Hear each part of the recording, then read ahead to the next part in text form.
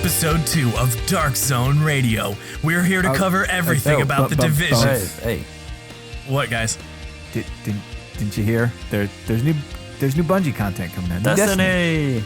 Big update. Wait. We don't have to do that anymore. We don't have to do the Dark Zone. We're not talking about the Division? No, man, Yeah, we're man. free. There's new content? You mean it? Back to Destiny. I swear. Woohoo! Also, didn't you hear the Division is a dead game? Oh, the Dead Vision. Yeah. Got it. It's been 10 days since new Division content. I think it's done at this point. R.I.P. Tom Clancy, am I right?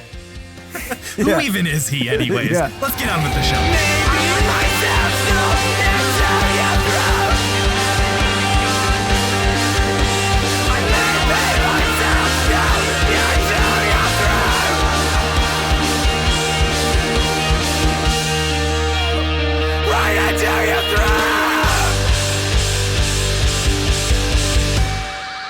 Hello, Andrew. How are you doing today? I understand this is your first time doing this, and also probably you're not recording right now. So we'll you can just never fill mind. that in and post. Thank you, Andrew. I'm doing wonderful. Thank you for asking. Swain, how's it going? I'm doing all right. How are you doing, Bones? I am finally doing great. All the other times I've said that, I've been lying. I've never Why? been great. Why? I'm great now because, I don't know. I can't think of anything specific to have happened recently to me or to Destiny or anything like that. I'm just feeling good, you know? Well, I can think of something. The drought is over. It's done. Finally, it's raining on the desert. You guys are been a familiar long with that, time. huh? Oh, yeah. Picturing a lot of people just sort of waving their arms back and forth as the rain comes. This is, I think, like that scene in Mad Max, sorry if you haven't seen it yet, where the water is just tumbling down and all of the dust-covered peasants are holding up their dishes gratefully. No, we've gotten a This Week at Bungie that is back in the spirit of a Bungie weekly update because, there's updates. Stuff coming. Oh, yeah. There's stuff coming. RIP Dark Zone Radio 2016. We had a good run. Let me say, up until the very last moment, I was so on board with that game, and it was a lot of fun. And then it just very quickly hit 30, spent about 20 minutes in the Dark Zone, just went, oh, nope, this isn't fun anymore. I'm done. Well, I'm still grinding it, but I won't talk about it for the sake of all those folks out there listening who do want us to talk about Destiny. And we appreciate that. Yeah. Thank you for listening, no matter what we actually say. And thank you for listening last week, if you did. We really appreciate it. We do. Well, and of course, we talk about Destiny, and we're back to it because this is Crucible Radio, the show thing for... We forgot what we talk about. Yeah, it's been a while. It's Crucible Radio, the show for all things Destiny PvP, player versus player. Although at this point, frankly, I'll take whatever I can get. And we've got not just PvP, but lots of stuff in the TWAB this week at Bungie. Twab. The TWAB. The old TWAB. Dirty. Well, they don't waste any time getting to the point in this weekly update. Oh, the TWAB, not the weekly update. Yeah, get it right. I'm still adjusting. But they get right on it.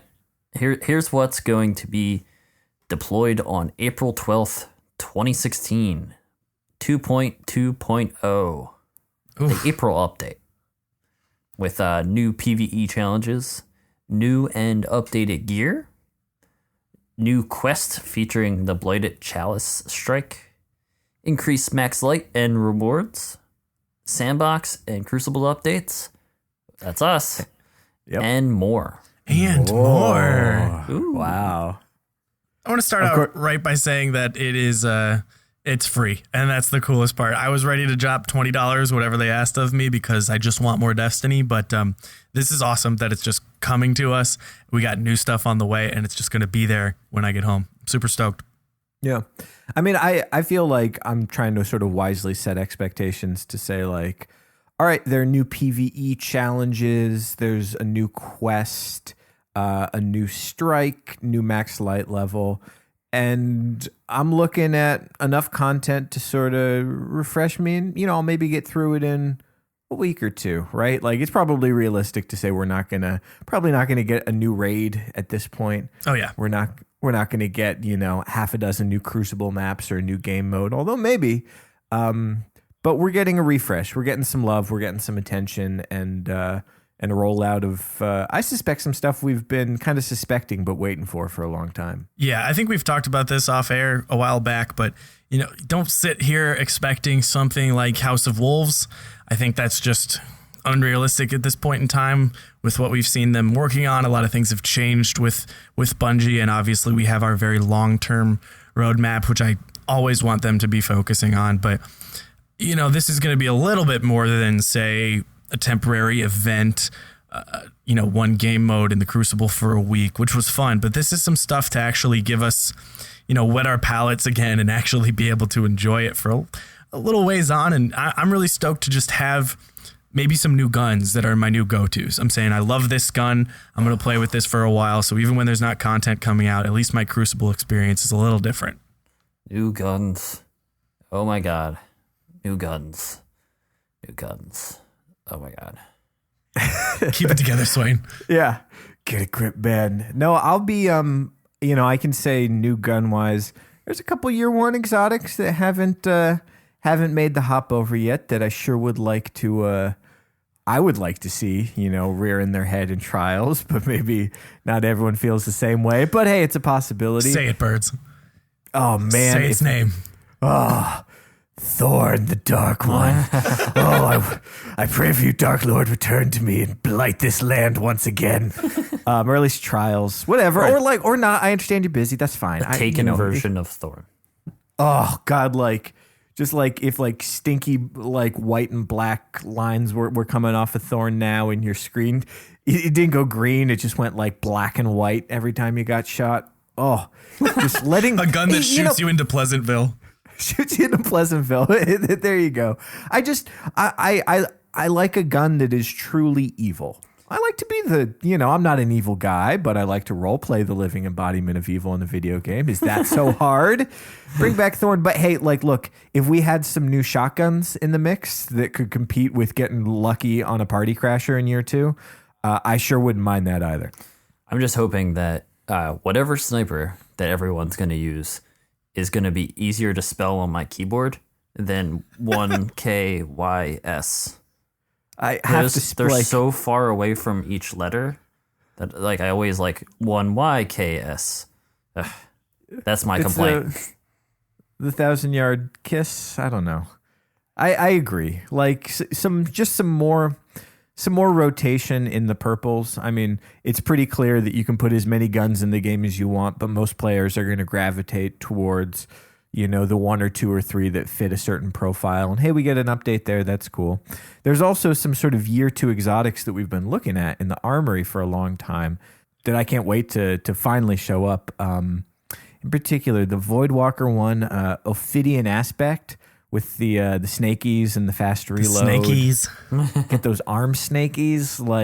I've not played Voidwalker in a long time, but I sure wouldn't mind having a real reason to go back there and try and be, competitive with it. That's the cool thing about exotics, isn't it? That it can bring a whole different vibe to a subclass entirely.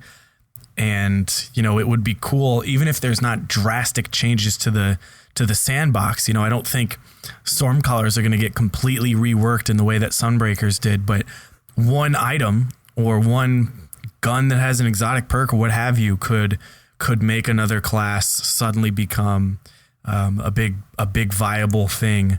Whereas we know at least I know my 3 favorites and the 3 best. We could see some shift in that meta just because of an item. That's right. So, what do you guys think about increased max light and rewards? So they're going to increase our light level. How are we going to reach it? Do you think there will be a Crucible option? Sure wouldn't mind. I feel like the same, a thing happened in year 1 where in year 1, you could only hit max level by doing the raid. And then you could do it with Prison of Elders. You could get your Etheric Light. There started to be more options. You started to see rewards in lots of places. You get it through trials. And I think as sort of year 2 has gone on, we've started to see that same sort of diversification. Like when Sparrow Racing League came out, all of a sudden we had a new way to at least get our helms and our class items up to 320. I would love to see a Crucible option just because it's all I play. And I like having reasons to play things other than just trying to grind it out to hit some arbitrary number.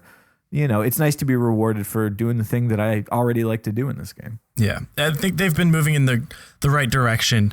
I think it's cool to get an Iron Banner package at the end of the week and get some 318 legs to drop for my Titan.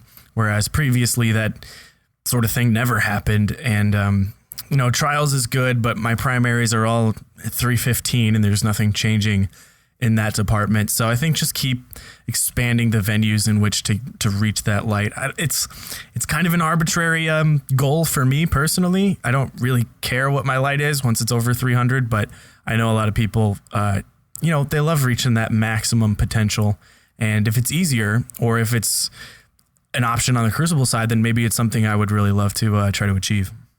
Well, speaking about the Crucible side, it's not the kind of thing you can really easily speculate on because who knows? And I also just want to say I find it amusing that, as a show that used to be pretty strongly against speculation, the thought of new content coming along has just totally blown away that guideline. I'm curious to see what shifts we might see in weapon balance. The current weapon balance, for the most part, feels pretty good. It feels like there's a lot of options.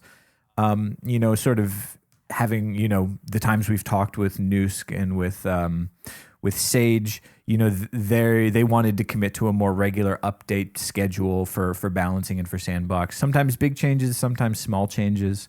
I'm curious to know sort of what the feel is for this upcoming one, if it's going to be little tweaks that don't have much effect or maybe have a big surprise effect, or if they've sort of got something big planned for this one around. I know a lot of people would love to see an increase, well, technically a decrease in the time to kill, to hopefully eliminate the tendency to go towards one gun birds. Yep. Dark Lord, light upon this land. The Dark Lord. And I know I personally would like to at least see that primary game come back up towards where the secondary game is. That way it doesn't become a little as, I wouldn't call it stagnant. I really enjoy using a primary in this meta. It's just not as varied. It'd be nice that if I could jump in with here's my auto rifle, here's my pulse rifle, and they both do equally as well. I'll touch on it again too, but the simple concept of weapon diversity, it can be the same sniper stat wise with 60 aim assist and the same impact to res snipe. But if it's something other than 1,000 yard stare, then people kind of realize that, okay, snipers aren't broken as a concept. You're just seeing a lot of the same names a lot. And I think perception is the biggest influencer in the meta, even compared to patch notes and auto rifle buffs or whatever. It's just about what people see, and people or somebody says on the internet somewhere that, I ate this. And then everyone goes, yeah, no, that's the gun. Well, aim assist. Let's talk about aim assist this week. That's what we hate. I remember the week after the December update, everybody was losing their minds over the last word. And it was just about the last word for a week straight. Just it's overpowered. What did you do? Yeah. And then we came away and it mellowed out and, it moved on to another thing. The hive mind. We just pick a different thing to hate, and that's okay, I think. Maybe I disagree, but... What? Am I supposed to not hate anything? What you think of Superman? Huh? What are you telling... Don't you ever tell me how to feel again. I'll say on that regard, I don't need any big changes, but I definitely have some purple primaries that are by the book, as far as I can tell, perfectly rolled. I've got like an Eos Luna. I've got a what's that dead orbit mid-range auto rifle? Paleo Contact. Is that it? That's the one. The alley-oop Contact. The alley-oop? Alley-oop. You heard me. That I felt like they are some of the luckiest rolls I've had, especially this Eos Luna. But it just doesn't make sense to use those over sort of the dominant names in that category. So, your exotic hand cannon or your Doctor of Passion. So if maybe they get a slide in and take a slot up at the top, I wouldn't be sad to see that happen. I just really want to hear from Sage Merrill in this update. Maybe they'll sit him down on the couch, on the Twitch couch, talk to him. I need a Sage emoji to use in the Twitch channel. Did you guys notice the Yo, I'm gonna sub because I just want the M-grams. Already did, bruh. Oh yeah. Did you notice the editor's note under the Twitch emojis that says, "Be gentle with my face"? It made me do it. Yeah. I honestly prefer the Deej face that we have in the Slack chat.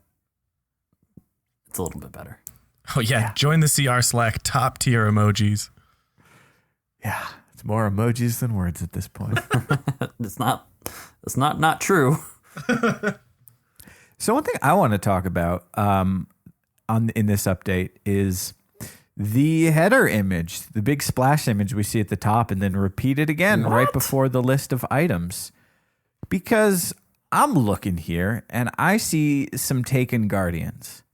What does it mean? Very interesting. I've got a Taken Ghost Shell. It's possible, like, okay, maybe it's just a shader that gives you the colors and the stink lines and is like as loud and eye-catching as, it's going to be the Glow-Hoo of year 2. But when I see, sort of in universe, when I see somebody who looks like that, it means that they were taken by Oryx. And you got to fight against them. Who are they? Bad guys? No, bad guy Guardians? Know what I think, Bertz?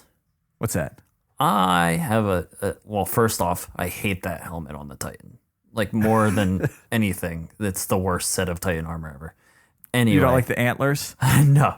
I personally think, what if they did, like, all of their content, like the PvE content, now we're delving into PvE, but what if their PvE content, like the different raids, the Crotus End, the Vault of Glass, and the Prison of Elders were Taken versions, and you had to collect the different pieces of armor that were colored like that to create that's kind of cool. That way you can go back and get updated versions of those armor. But also, if you went no shader, it would look like that. What if we've been taken this entire time? A twist. Well, hey, I mean, we've already seen Taken remixed strikes. I just want to say Sprite so badly. I mean, it could just be a Strike shader. Remix. We've seen Strike remix already. I wouldn't be surprised, but I don't know. I have to say, even it's probably just a shader. Yeah, we are speculating. We're being trolled so hard right now. A little too hard right now. I got to reel it in. I bet the Fallen are a new playable class. You can't see me, but I have a visible fishing rod reeling birds back in. Oh yeah, just pull me back, Swain. Pull me back. Classic podcast object work. So while we wait, we've got a few more weeks before we're getting our hands on anything good. We, of course, are always in the Crucible, always grinding it out. And with all this kind of extra time on my hands, I've been watching a lot of my old footage. Half the time I'm gathering icebreaker jump shots, but in between those, I'm actually watching the entire games that I save because my PlayStation saves 15 minutes at a time. And I've actually been doing these YouTube reviews, if you've caught any of those, and it's been really helping me kind of realize where I went wrong, why this happened, blah, blah, blah.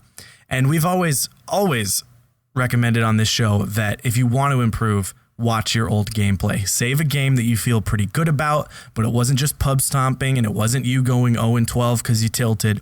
And just watch what you do and try to analyze your habits. But I realized we've never really explained the best way to do that.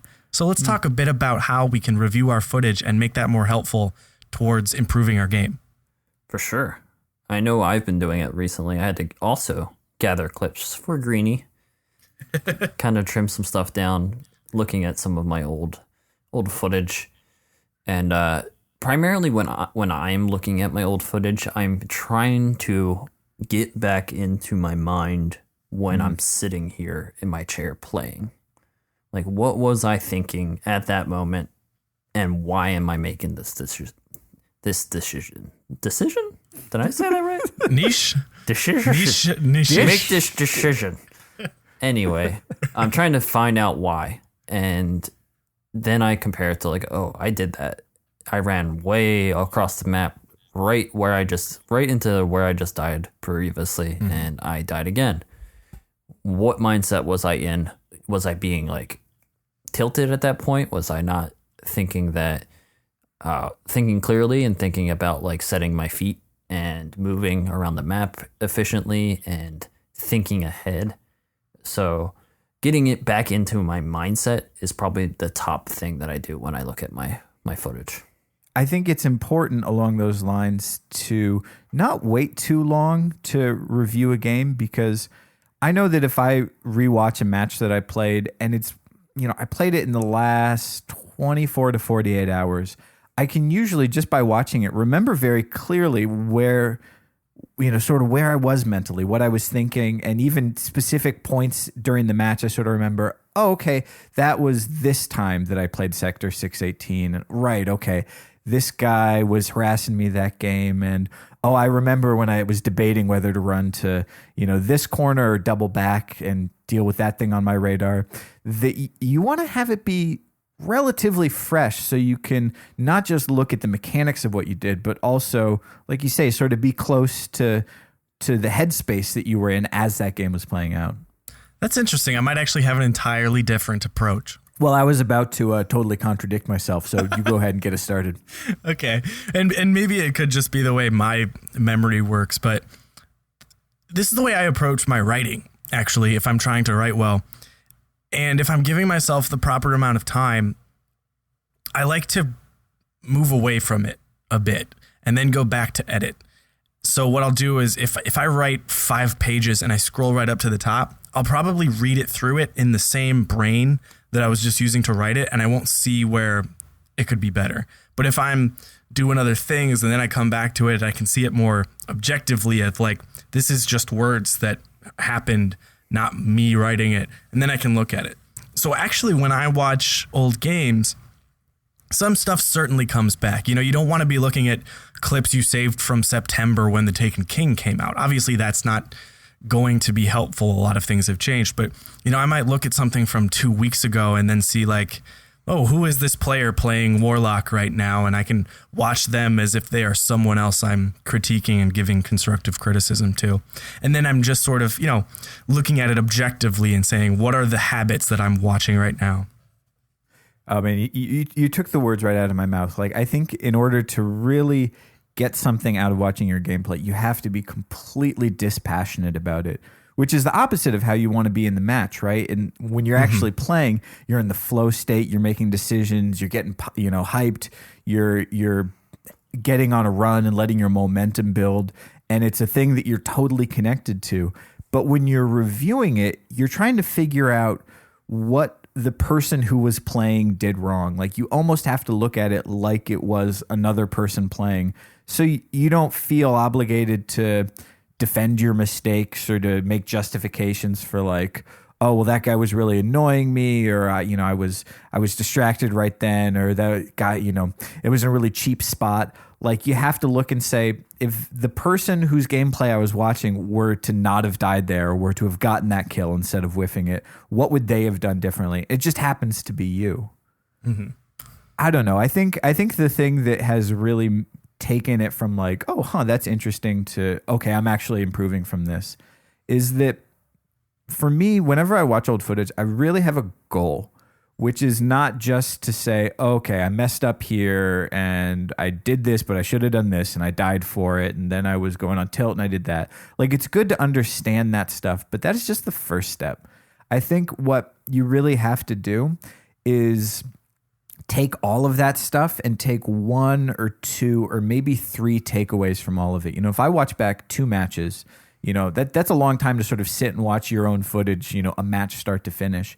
I want to walk away from that with like a bullet list of like, don't peek twice, wait until you get the pick, and stay off the radar. Like 3 concrete things I can work on, because those are going to be all I'm going to take with me into the next time I play to actually work on, instead of just not making a million different mistakes. Also, obviously, you want to take note of the stuff you're doing well. Like if you're doing something right, Absolutely. that's when you need the note. You need a note as well. So like, and it can even come down to like this specific map. Say you hate, like everyone else does, Cathedral, but for some reason you have a really good game on Cathedral and you watch it back and you just find out that like, hey, I set up in this one spot and it just worked for me. It clicked. And while you're watching it, like, figure out why. Why did that click? Why did that spot work for you on that map? You're going to help yourself improve on that map that you obviously, like, that most people hate. You're going to improve your skill for positioning, because then you can just be like, hey, I'm halfway between A and B. Let me just see if there's any familiar spots like this on other maps. So taking note of what you're doing well is also just as important as what you're doing wrong. Yeah, Swain, I think that's the most important thing right there, is that you're looking for habits. You're not looking for a single instance in which, oh, okay, I slid with a shotgun when I should have jumped right there. Don't do that next time in that exact scenario on Asylum. You're looking for overall habits that exist and affect the game throughout the entire match. So we save our footage. On PlayStation, I know that's much easier. If Xbox is a little more difficult, ask someone who plays Xbox or use your capture card, whatever you're doing. Save that game. Take a little while away from it. Not terribly long, but not immediately after you just played it. We're sitting down. We are emotionless. We're going to look at it objectively. We have a nice time to relax and just watch some gameplay footage. We've all looked at Destiny gameplay footage. We've seen it for thousands of hours. We're looking at the screen and we're thinking about radar, the location of the enemies, maybe where our scope is naturally going. Are we aiming for headshots right away, or are we hitting body shots before? Are we staying scoped in along? It's really easy to notice, to feel almost anxious when you're scoped in, of like, why aren't I looking around? Why am I just staring at this door for so long? It's like 8 seconds have passed. It's very easy to realize your hard scoping tendencies. And so we're checking for things like that. But then we're looking for things that seem to repeat. What are the themes here? Do I run forward a lot? Do I stay in one place for too long? Am I on someone's radar for an extended period of time? Do I see something on my radar, but I end up going in a different direction when I could have headed towards that radar blip? Try to look at things that are happening multiple times a game. And then you've got to decide of what are those? Are they good? Are they bad? How can I change them? I think one specific thing I really have worked on and have improved, kind of, Swain, like you say, on a map-by-map specific basis, is, like you say, Bones, just learning how to read my radar. You know, when you're in the moment, all you have is sort of the segments on your radar, and you don't really know, okay, does this mean that there are 2 people over here? What are they doing? What are they thinking? When are they going to come around the corner? Do they see me? You just have to make your best guess. But when you're watching your footage back, you can pause it and you can rewind and you can say, oh, this guy popped out around a corner here. And now that I go back and look at it, I can see on this map that means he's going to trigger. I know he came across the bridge and then he dropped down and then he pushed around back the platform and now he's pointed right at me and now he's looking at me. You didn't know it was happening at the time, but now in hindsight, you can figure it out and you can match that up with what you actually see on the radar. And now you kind of know the next time you're on that map, you can translate that pattern that you just reviewed on the radar into some path that somebody was following as they moved around the map. And that one for me, especially on the Trials map, something about Trials is just easier to keep track of 3 people instead of, a continually rotating skirmish or clash game. That one for me, I think, really helps me level up on particular maps to be able to say, okay, they're above or below me. They're going to peek out here. This is what they're looking at. And so they're going to continue right on the rat path. That was, that was something that in particular that you can only do in the review when you have the benefit of pausing, rewinding, and watching a section again.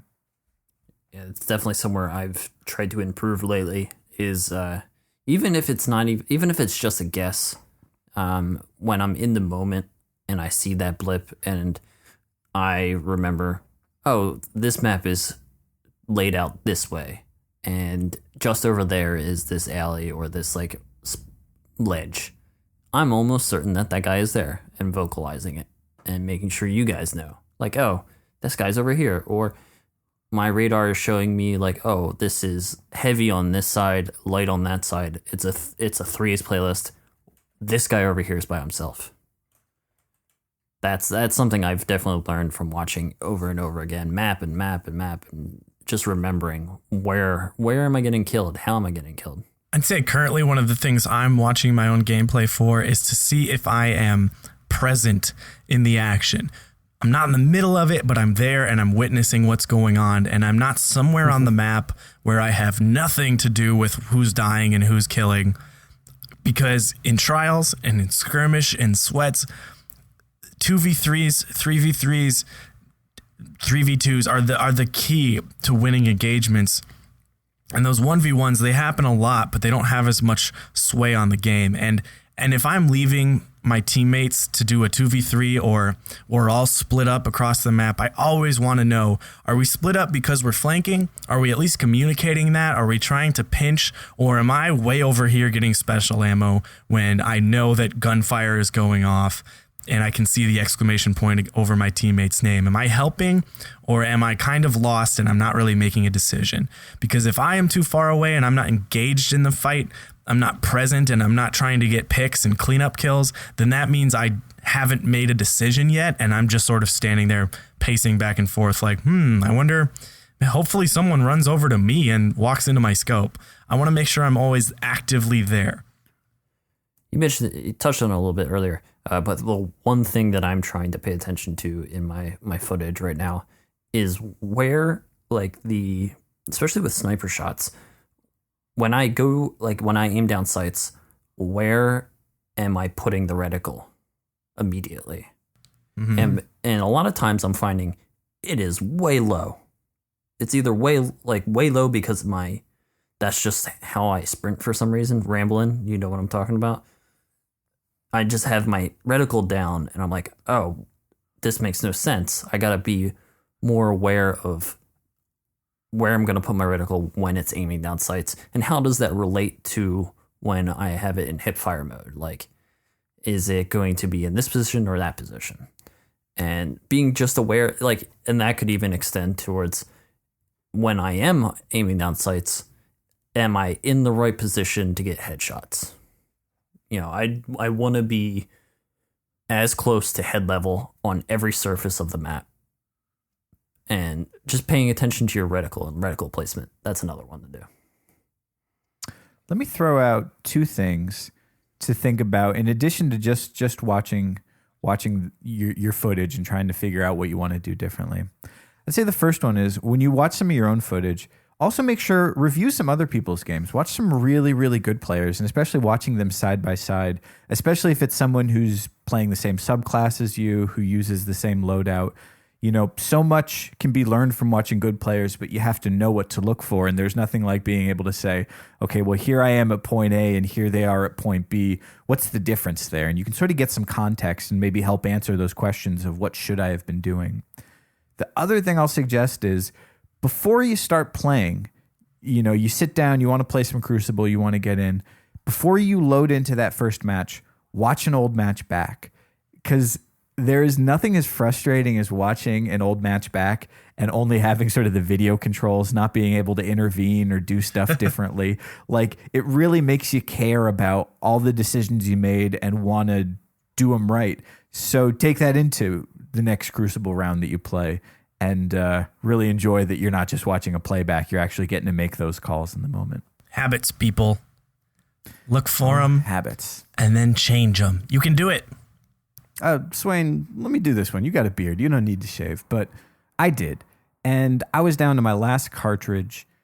I want to go to the drugstore and spend $30 for a couple of blades. You got to wait for some guy to unlock the case. No, I went to harrys.com and I got their starter kit. It's got 3 5-blade cartridges, German engineered. You get the handle, you get their signature shave cream that's minty fresh and wakes your face up. And I got to tell you guys, and Crucible Radio listeners, for real, this is the closest shave I've had in a long time. Just effortless. No cuts, no burns. You can't beat it. And you can try this starter kit out for yourself for just $10. Go to harrys.com and enter offer code CRUCIBLE. That's CRUCIBLE. Stop overpaying for a great shave. I know you guys are stubbly. I know you guys need a shave. So check it out. Go to harrys.com, enter code CRUCIBLE at checkout. You're going to have a good shave. Well, guys, we talked about it last week. And in fact, we talked to the man himself, Mr. Fallout Plays, a.k.a. Shitbeard the Pirate. Change your Reddit name, dude.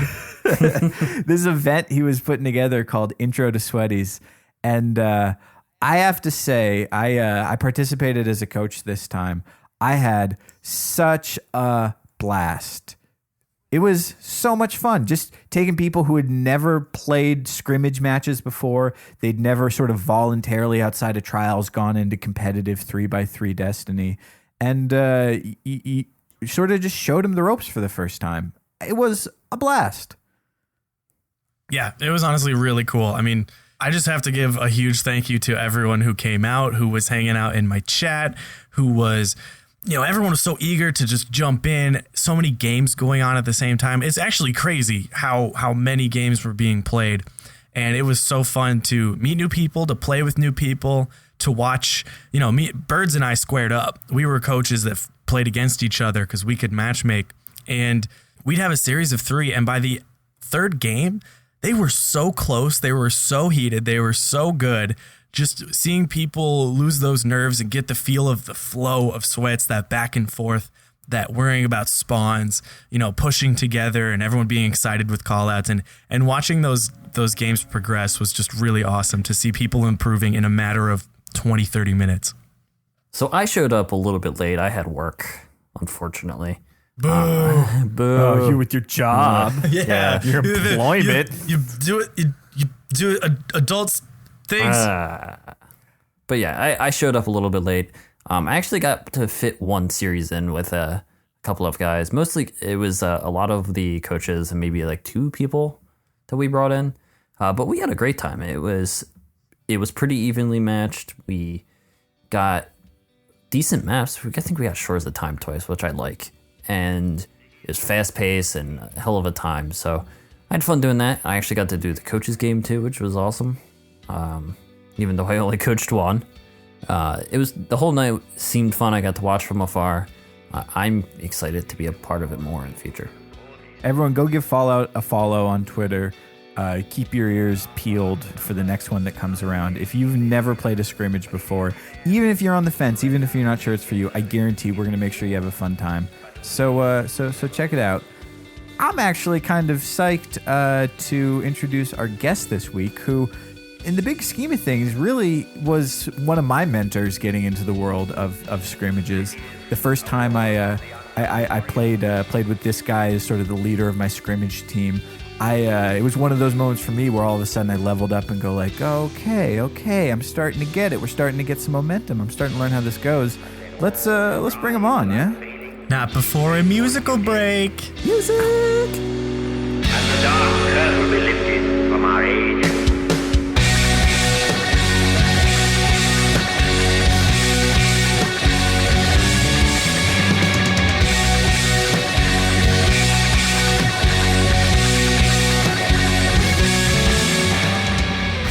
Music this week comes from Kamzen from Nashville, Tennessee. Check him out. It's kamzenband.com, KHAMSIN band.com.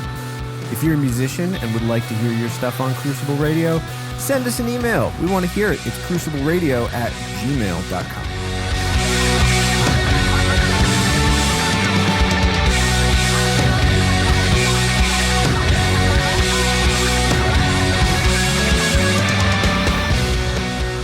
Welcome back, everyone. I hope you enjoyed the musical break. We've got a very special guest this week. A great streamer to watch, excellent player, very, very good. He's shot me before. I don't want it to happen anymore.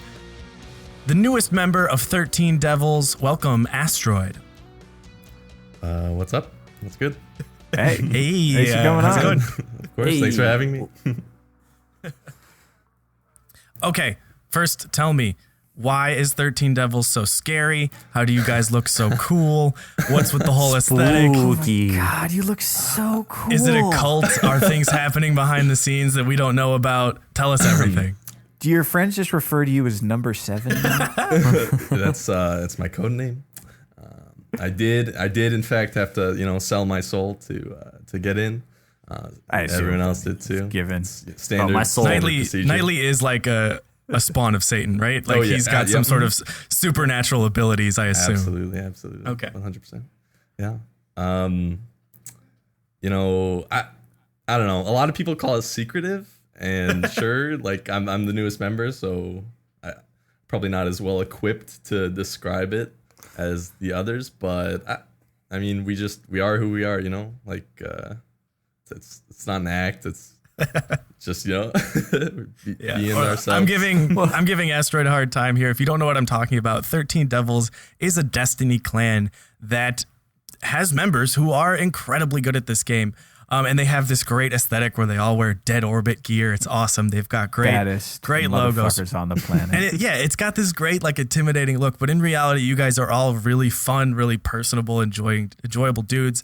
I love lurking and watching you and Nightly play Rumble together and stuff like that. It's really fun to watch, and you learn a lot while watching your streams. Yeah, playing and talking to chat and just kind of like being there with everybody. It's just so amazing. It's what has kept me streaming over these past few months. Oh, definitely. Yeah, it's just the other guys in the 13 Devils. They're just a really great group to be around, and it's just always so much fun to stream with them, to play with them. I mean, one question we get a lot is, how do I find a clan to join? How do I get involved with something like that? Granted, they're probably not referring to like the number 8 spot on one of the scariest clans in Destiny, but just tell me a little bit, like, how is that process? Like, you were rolling solo for a while, and then did you reach out to them? Yeah, well, I mean, what was like? Did you do tryouts? What was that like? So, ever since I started taking Crucible seriously, that would have been about pretty much a year ago.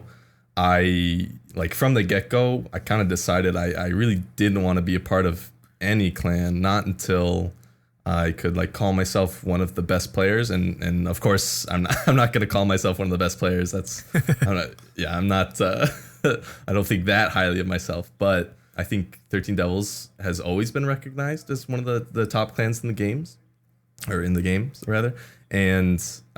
that it was my goal. It was my goal from a year ago to eventually get to this point, to join a clan. Absolutely, it's a fantastic idea to join a clan and find friends that you can always play with, so you can have a steady team rather than having to play pickups and sweats. But for me, I just really did not want to settle for anything other than one of the best. Well, you just mentioned getting serious about Crucible. What led you up to that? What got you into Destiny? What appealed to you in the game, and what made you think like the Crucible is something I want to take seriously, I want to get good at and work towards being the best? Well, okay, I played the alpha, played the beta, and I started playing Destiny from the get-go, since release, and I did what any normal player would do for PvE. So I'd raid every week, and I did that up until up until like my solid raid group started to kind of fall apart, started moving to other games. But for whatever reason, Destiny kind of kept me in. I would always come back to do Nightfalls every week.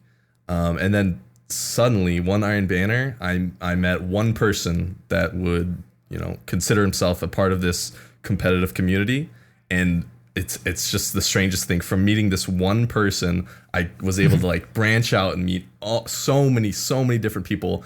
I had no idea people took PvP as seriously as they did until I met more and more.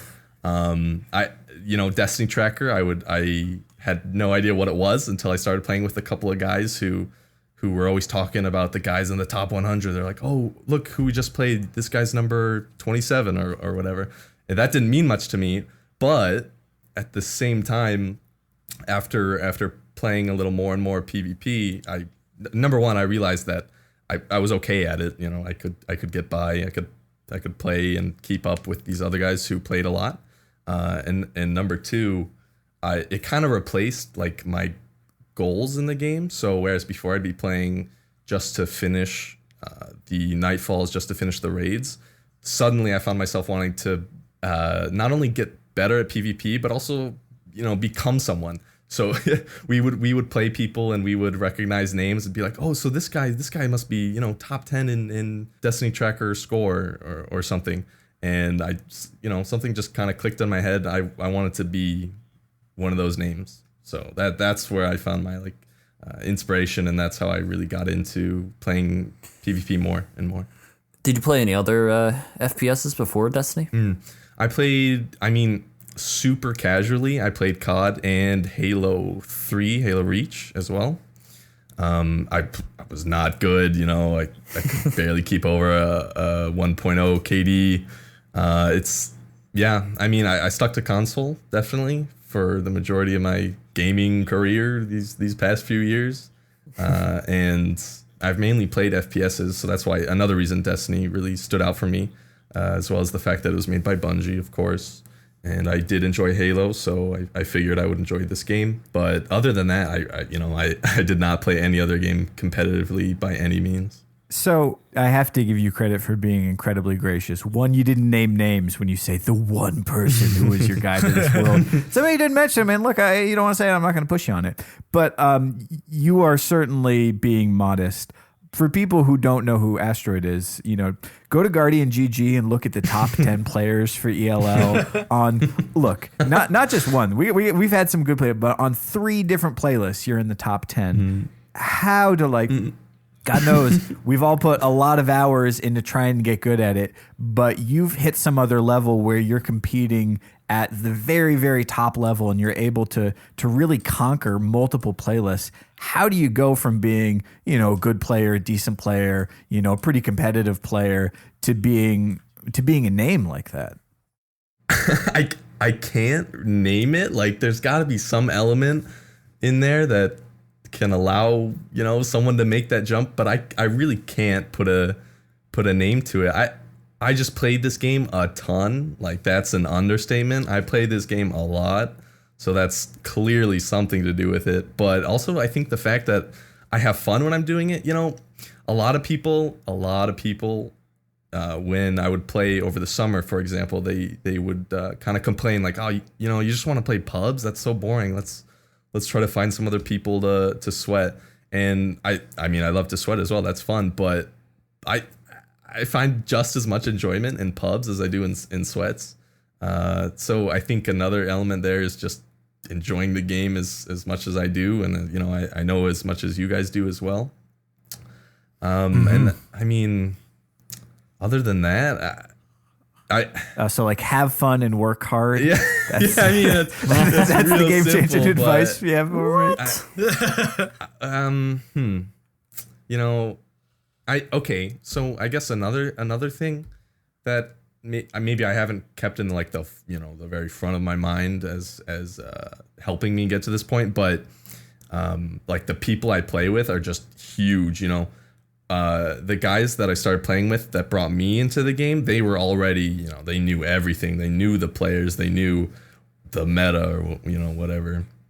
And they really, really taught me, like how to get in there, how to get to the level of what a sweaty player could be. And then I kept playing with these people. These people I've been playing with for a year now, and they're pretty much the same people. So I mean, yeah, just like play a ton. Well, that's important though, is it's immersing yourself around and with other people who are motivated, and that's, absolutely. Again, it's tough to find. And we always say, get out there and find people to play with. It's tough. But once you have a good game with someone and you realize you can gel with them, you start playing better. You just say like, let's do it. Let's work as a team. Let's help each other. Let's give call outs. You're just more motivated to get to that grind more often. So yeah, playing with good players is just a huge motivator, I think, for me at least. Yeah, for sure. When I decided that I wanted to be, someone in the competitive community, it was largely because one of the two guys that I would play with that kind of got me into Skirmish. That was the first playlist I really started to play like on the daily. He also would constantly express his goals. He said, I'm gonna be someone, and yeah, he definitely is. So I kind of picked that up from him, and being around other people like that, oh man, it's so helpful in not only keeping my motivation, but they're my good friends as well as teammates. Yeah. So there's one playlist in particular that you're doing pretty well in, and it's a favorite of mine because it is one of the most fun for me, but also just sort of consistently over time one of the most challenging, and that is Rumble. Mm-hmm. Tell me, what's going through your head when you play Rumble? Like, and I don't even know, like, are you trying to preserve your rank at this point? Are you, is that the back of your mind and you're just having fun? You're trying to win? You're just trying to troll nightly. Well, nothing wrong with that. What are you thinking when you play Rumble? When I play Rumble, well, okay, first of all, I used to hate Rumble. I despised Rumble. Because you can't get team shots. You can't 2v1 someone to guarantee the kill. You're gonna have to get a 1v1 while avoiding one or two other people coming at you from behind, and it's tough to win those fights and then move on. Sometimes you take one guy out and then you're at half health, but you come up against another player and you have to take him out as well, and that's always hard to do. You really gotta think critically before you make any move, or you might make a mistake. When I'm playing Rumble now, though, I've been playing it for a long time, for fun, and now it's really more like a relaxing playlist. So I'll kind of go in just to have fun. You just call Rumble relaxing? I mean, yeah. Okay, so how do I get there? Because for me, it's just, I love Rumble now. I didn't used to like it, same as you, but I just feel like I'm just tense the entire time. I play 3 games, and then after that, I'm just like, I need a breather. Yeah, okay. So, I mean, of course, there's this difference, with what we had these past couple months with skill-based matchmaking and the connection-based matchmaking, both now and before in pre-December update. It's rather than matching a bunch of people I recognize, that is what will get my heart rate up, get me a little bit stressed. But it's all the other games, in between that are relaxing. They're pubs. And disclaimer, I use a shotgun a lot, and I think Rumble is really focused, not focused, but shotguns are pretty much king in Rumble, just because you can go from one enemy to the next and get the one shot and another one shot, or follow up with a melee, and you can kind of chain kills like that. It's Rumble definitely favors shotguns to snipers, except maybe on Widow's Court or something. But for that reason as well, I think I find it particularly easy to go from kill to kill and kind of chain like that, and then maybe just kind of start pushing spawns like that. But that's the reason it's it's relaxing to me. You just like to kill people and it feels good. I get it. Yeah, pretty much. Pretty much.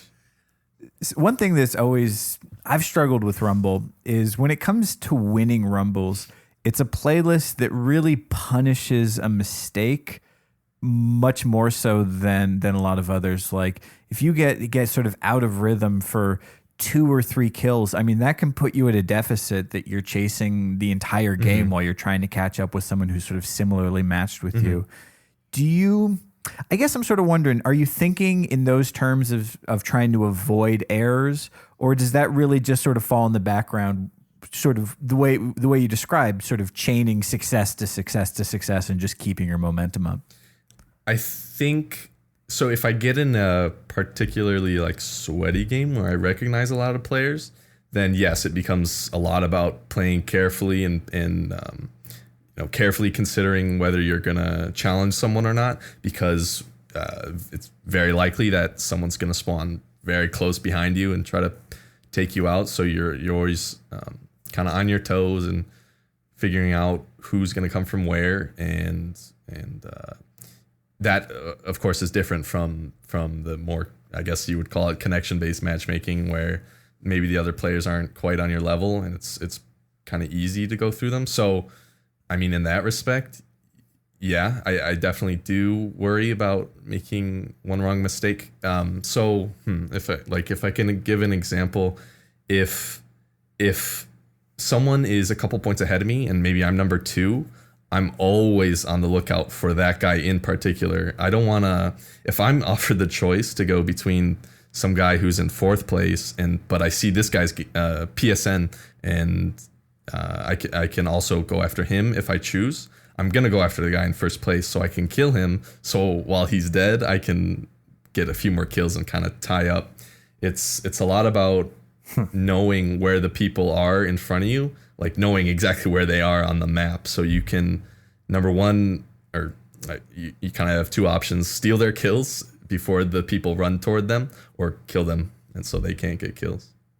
So that's interesting. So you're not just racing to 25 kills. You're actually playing the other players. You're not just going for the easy ones. You're trying to shut people down and take them out of the game for a bit. Exactly. Huh. Talk a little bit about working the spawns. I mean, is that something that you can really describe, or is it just sort of a feel thing, map by map? I think it's definitely a feel thing, because really, I mean, it's not like you can pick out the exact spawns on most maps.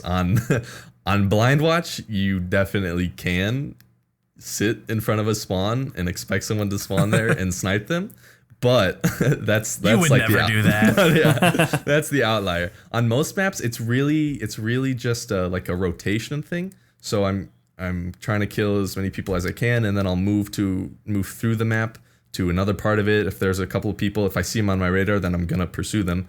I'm not going to turn the other way, and I go around a map, not in any particular order, and really not even for like specific spawns, because like say you kill a guy and you know he's going to spawn across the map from you, chances are you're going to hit like 2 or 3 other people on your way to that side of the map. So it wouldn't really be smart to just go for the spawns you know that are about to occur. Like this guy's about to spawn up and you know where he's going to be.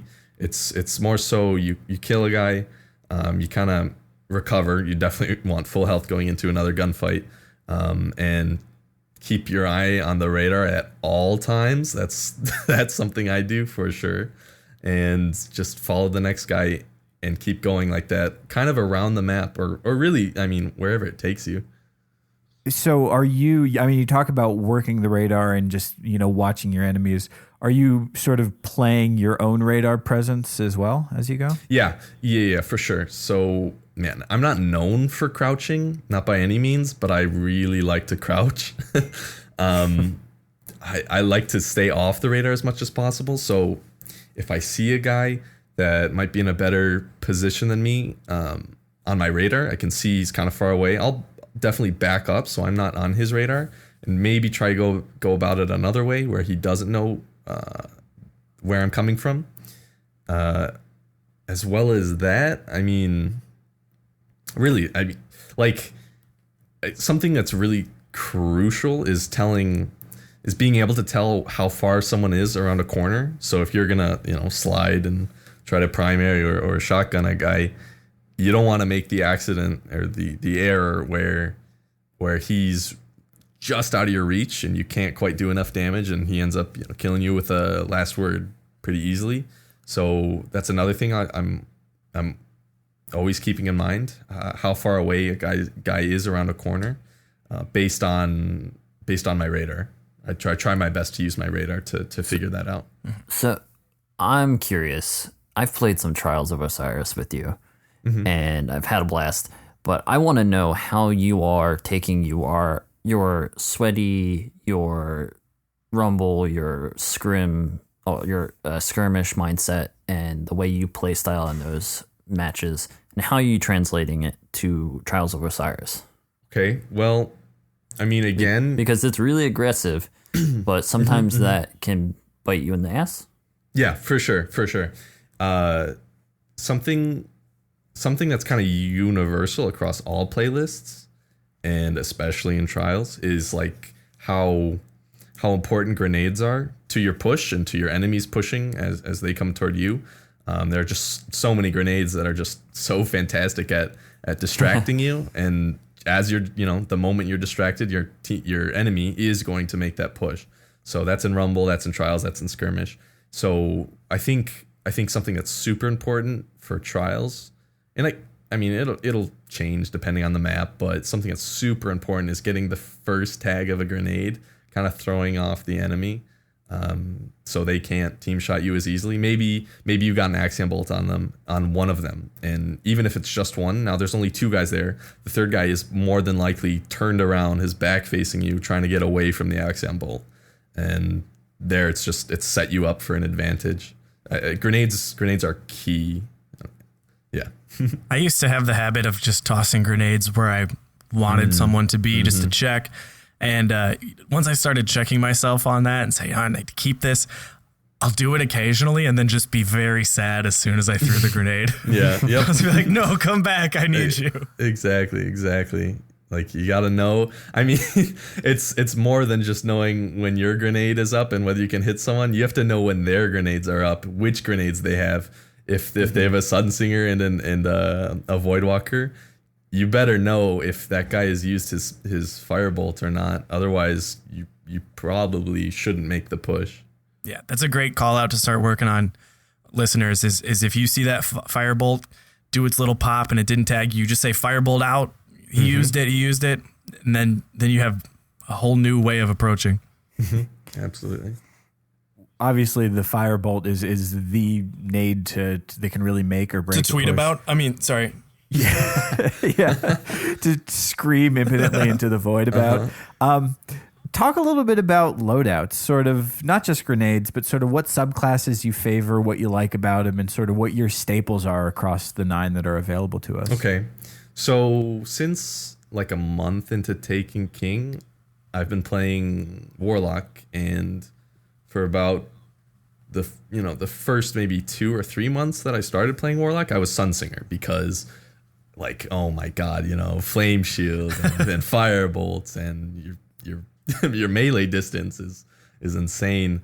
It's very effective, and of course, playing that for months though, it kind of gets a little boring. So more recently, I've been playing like a tiny bit of Voidwalker and a lot more Stormcaller, just to change it up a bit.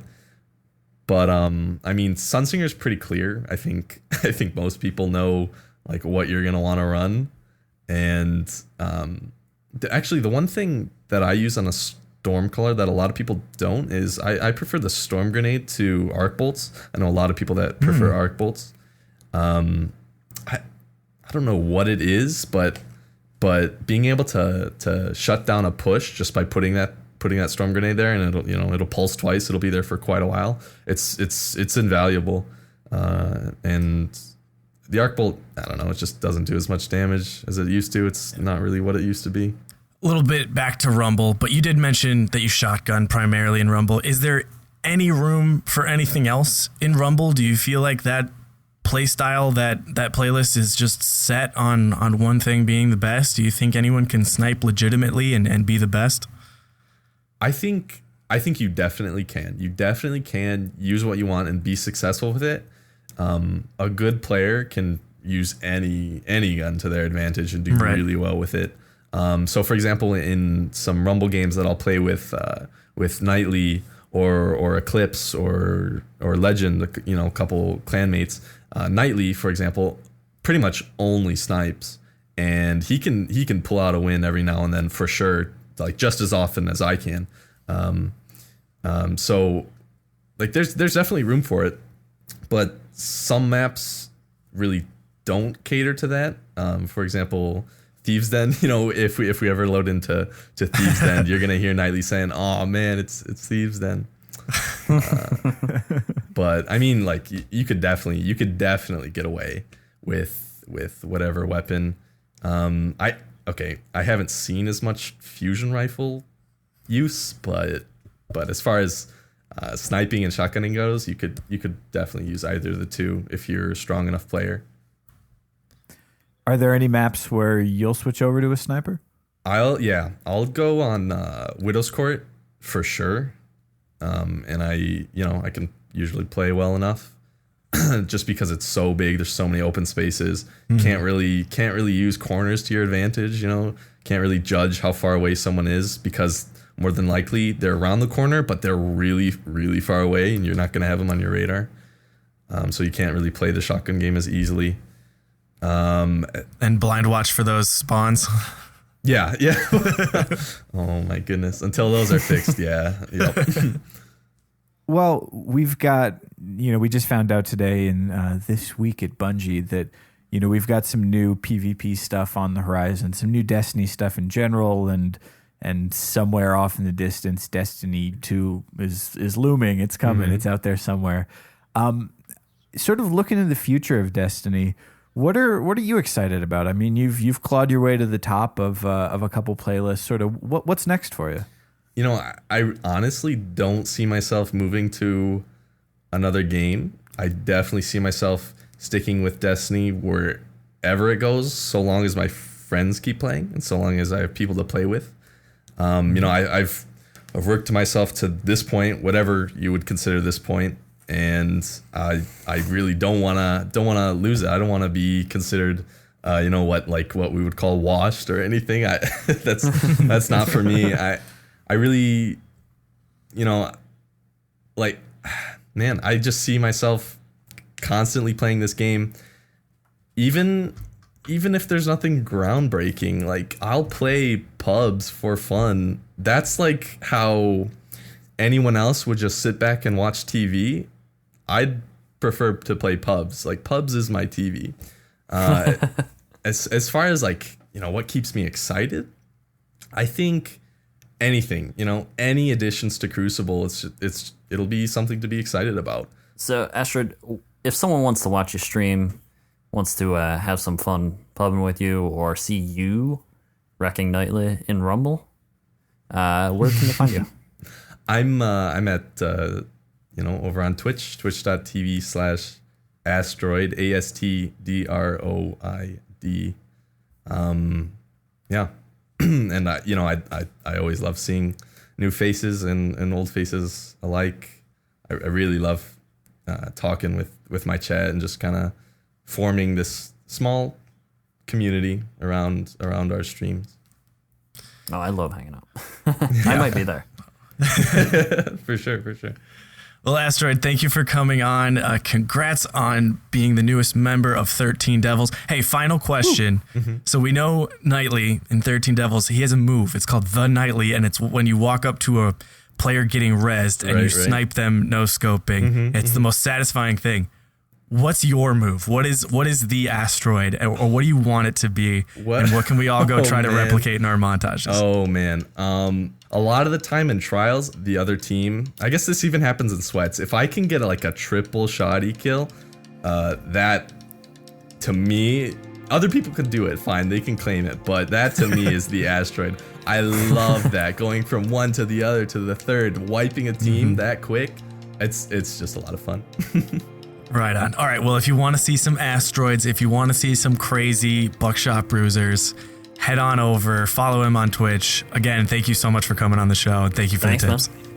Yeah, absolutely. Thanks for having me.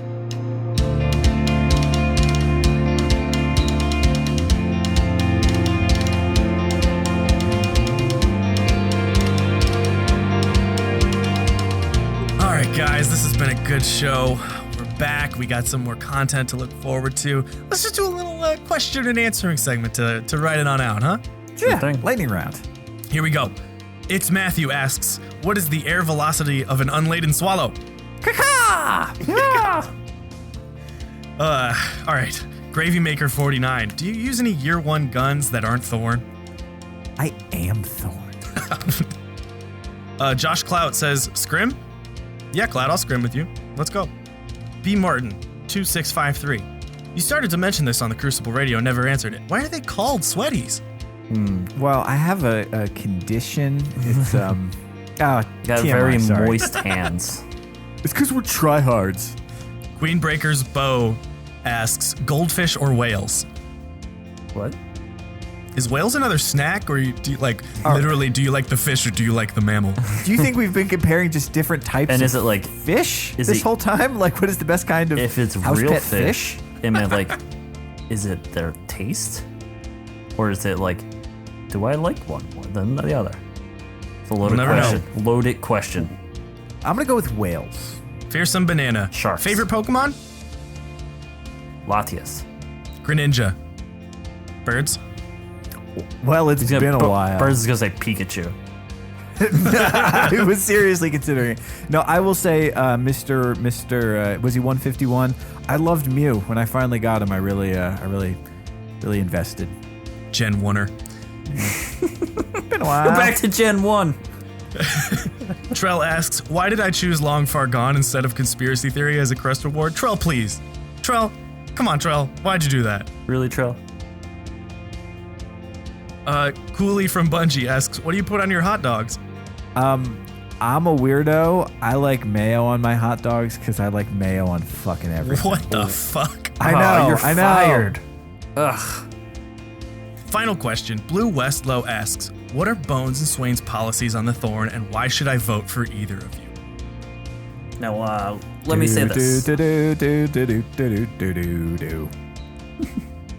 Look, all I'm saying is that Swain, he's all about the cute sound bites, but I'm ready to banish anyone who uses Thorn and eliminate them from our game. Vote for me. I say what I feel. It's what everyone's thinking. It's what everyone wants. Look, I'm just being honest up here, okay? I'm just, you know what? I think if you use Thorn, you deserve a punch in the mouth. I just... Never talk religion or politics, and Thorn has somehow become both. Let's wrap this up, guys. Well, if you're listening to us, you know where to find us. But Swain, tell them anyways. Twitter, Crucible Radio. Facebook, Crucible Radio. Bungie.net, Crucible Radio. You can join the clan. Why don't you hit us up on YouTube, Crucible Radio. We're pretty much everywhere. Pretty consistent. Crucible Radio. We're everywhere. We're in your head. Radio. It's over. Goodbye.